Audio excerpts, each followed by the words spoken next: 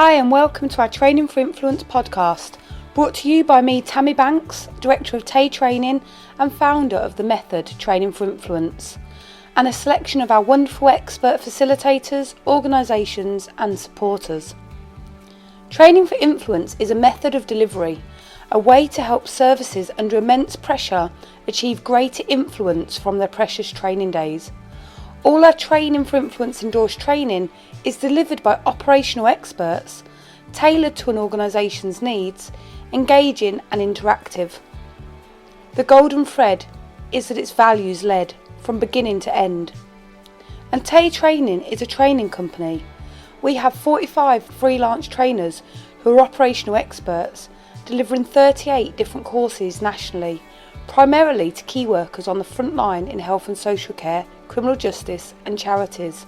Our podcast has been in planning for a while now, but COVID-19 has increased our speed and changed the timetable of delivery. Usually we'd like to start by telling you more about our experience and methodology. However, that's not what you need from us right now. So we've been asked by our customers, who are finding themselves delivering much needed services in unprecedented times, to deliver a podcast that enables new, potentially inexperienced, possibly agency or returning to work previously retired key workers with bite-sized learning from all our induction courses. A podcast short enough to be listened to on a commute, but long enough to share some key learning. We recognise this is not normal, and we recognise it's not training, and it's not meant to be. But for now, being introduced to top takeaways is better than nothing at all. We won't be just reading them out, we'll be chatting through examples used in our sessions and making these podcasts as engaging as possible.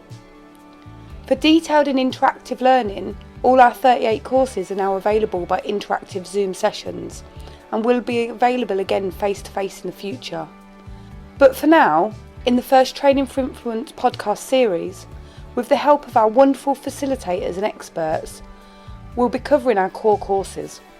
We'll be talking about safeguarding awareness, safeguarding alerter, safeguarding responder, risk assessment and management, managing challenging behaviour, professional boundaries, equality and diversity, and the Mental Capacity Act. We'll be exploring all of these subjects. We'll be looking at the courses, some of them half-day courses, some of them full-day courses, and pulling out the top takeaways for you, introducing you to ideas under the context of the session that you might not have been aware of. We'll keep these short and snappy, and we'll contextualise them within some of the learning from the training sessions and the hundreds of times our facilitators have delivered these courses face to face. We'll start with safeguarding awareness. This course, previously known as Level 1, but is a basic awareness course, and it's suitable for all, but it concentrates specifically on teaching participants about the types and signs of abuse and neglect, and how to recognise indicators of abuse and support people to keep safe, and the importance of sharing information with relevant people and organisations. We'll then move on to safeguarding alerter.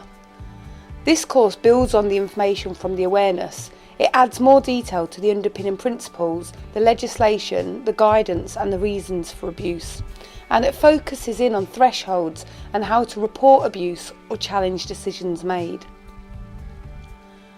We'll then move on to safeguarding responder. This is often delivered instead of alerter.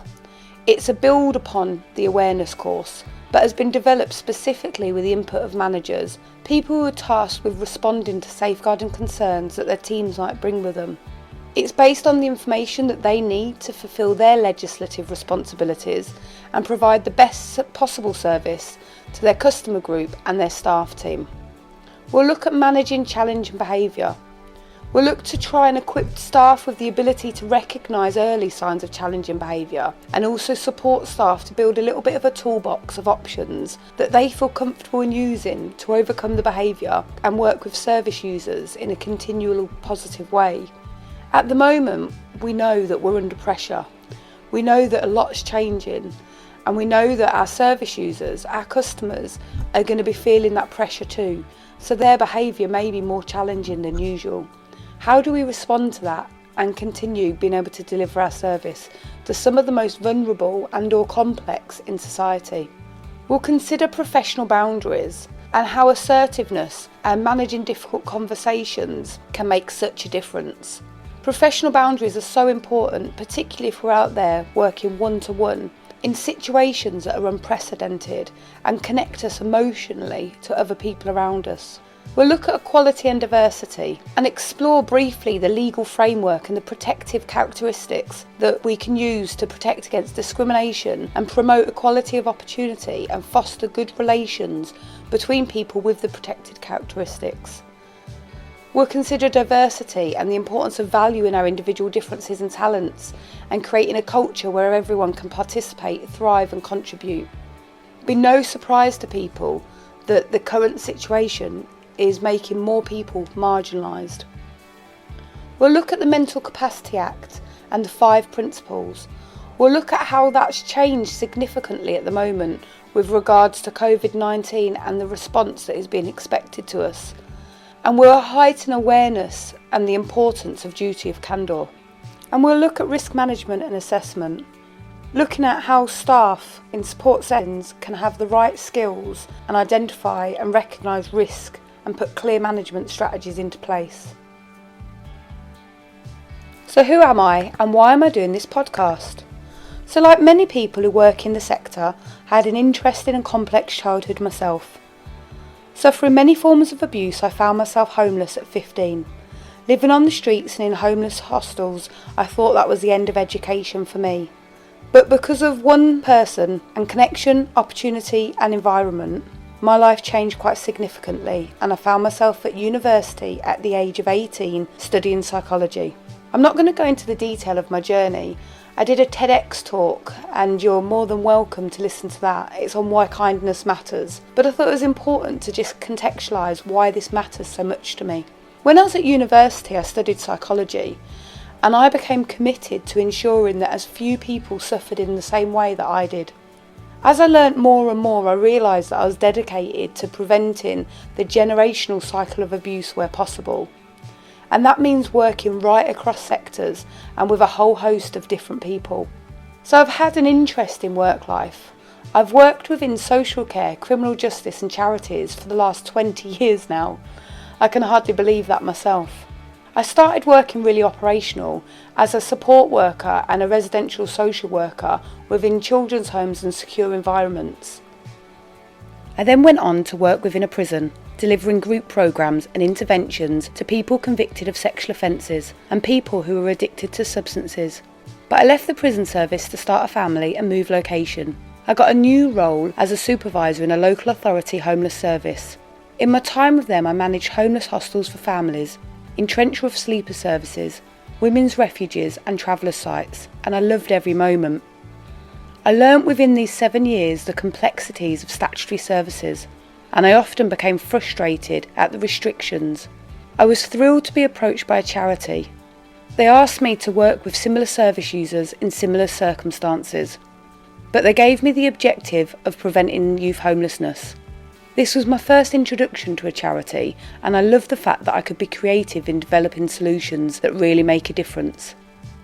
After that role, I moved into more strategic roles. I became a CEO of a charity preventing sexual harm. The charity was embedded in the criminal justice system and statutory services. This was a perfect partnership for me, as I believe strongly in the role of multi-agency working in safeguarding, that we all work together for a common objective. At the same time as this, I was undertaking the role of regional safeguarding manager for a national children's charity, going into other organisations and auditing their safeguarding arrangements and putting together tailored packages of support to help them reach safeguarding excellence. And now, I have the privilege of supporting hundreds of amazing organisations via my role in Taye Training. I personally deliver a lot of the board and management training and I support and coach CEOs. I'm currently Interim Director for the Association of Child Protection Professionals and I'm lay member on the Parliamentary Committee for Standards, assessing and adjudicating complaints made about MPs. So I hope you'll see that I have an eclectic mix of experience. I'm dedicated and I'm passionate, and all of my experience is connected to interrupting the generational cycle of abuse and keeping people safe from harm and neglect. My training company, Taye Training, was born out of frustration. It was born because, as an operational manager at the time, with my colleague Faye, we were really frustrated about sending our staff on training only for them to report back that it was a waste of their time. These were staff whose caseloads had increased dramatically, who were being paid less than other people working in similar circumstances, who were being expected to meet additional commissioning and monitoring expectations. So for us to let them go on training, well, it was a precious training day. For them to come back frustrated saying that the information wasn't what they needed or wasn't applicable to their daily work, or they didn't understand how it relates to the customer group they're working with, was an extreme frustration for us. So we started doing a little bit of training ourselves, and then we invited some of our colleagues and trusted friends to come and do some with us. And we kept to the USP where only if you've walked the walk can you talk the talk. And that led to, over 4 years, the development of our methodology, Training for Influence, which is about having an expert facilitator, about the training being tailored specifically to the organisation, to the customer group and to the needs of the individuals in the room. For it to be values-led through and through, that's the absolute golden thread for us, that it's about valuing people, everybody, and that includes the frontline workers who are working every day to give other people the opportunity to improve their life and to live their best lives. And it also includes the customers who are marginalised quite often, forgotten or powerless in different circumstances. So it's about recognising and valuing everybody. And then the crux of the training session about learning styles and interactivity and engaging people. So our fourth kind of element of our methodology is about interactivity and engaging, and really using accelerated learning methods so that people walk away and they've taken away as much as possible from that session as they can and understand how to apply it to work that they're going to be doing the very next day. So this intro session is a little bit odd. I certainly feel like I've been talking a little bit too much. So I want to leave you with a few words from some of our facilitators who will co-host the next sessions, so you'll be hearing much more from them, their experience, why they work in this field, the sessions that they've delivered, and their top 5 learning points from each session. Hi, I'm James McCarthy. My name's Becky. Hi, I'm Holly. I'm one of the consultant facilitators for Taye Training. So my name's Carol. My name is Sally O'Donnell. Hi, my name's Matt Knowles. I've worked for 2 Yorkshire Police Forces throughout my career for 30 years. I've worked in safeguarding for adults and children, and I have a large amount of experience at managing risk and the threat harm that this brings to organisations. I'm Caroline, I'm the Facilitator Engagement Manager for Taye. My name's Claire. My name's Sarah Hutchinson. I'm a facilitator for Taye. So my name's James, and my background is working in drug treatment services, which I've done for about 16 years or so. I was attracted to working for Taye. I think I really like the approach that they take in using experienced professionals to provide training to other people in the field, so they're using frontline experience that they've got to inform the next generation of people within specific fields, whether it's children's services, whether it's in housing, whether it's in working with adults at risk or safeguarding children, that they've got specific people tailored to deliver those programmes. My other role is I am a children's home manager of a therapeutic children's home.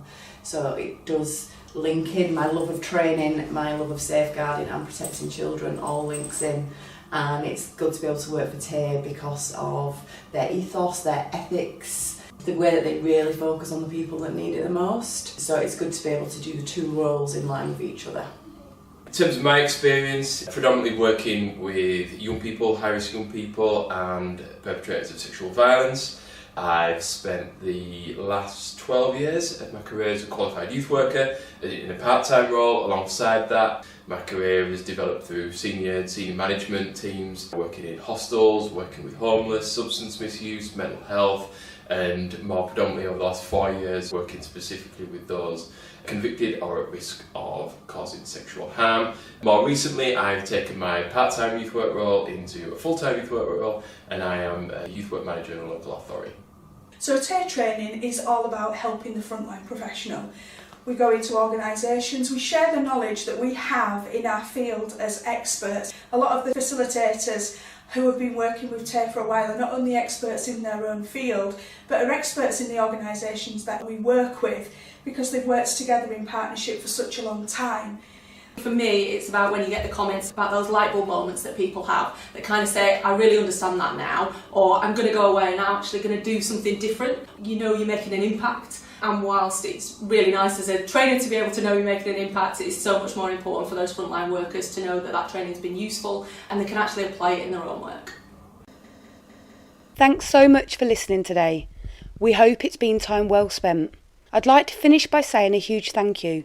Whether you're working or volunteering on the front line with vulnerable and or complex people, a manager supporting a team, or part of the cogs that keep the wheels of a frontline organisation turning, truly, thank you. It's only together that we can help people stay safe and prevent harm and abuse. Please don't forget about yourself though. No one, no matter how amazing, can pour from an empty cup. There is a reason emotional resilience features in all our courses, irrelevant of the subject. It's because it matters. You matter. Take care of yourself. If you'd like to know more about me, Tammy Banks, Taye Training, or the Training for Influence methodology, please have a read of the show notes. You can also find us on all social media platforms at Taye Training, or contact me directly via email, tammy@tayetraining.org.uk. If you hadn't noticed already, I love to talk. Have a good day.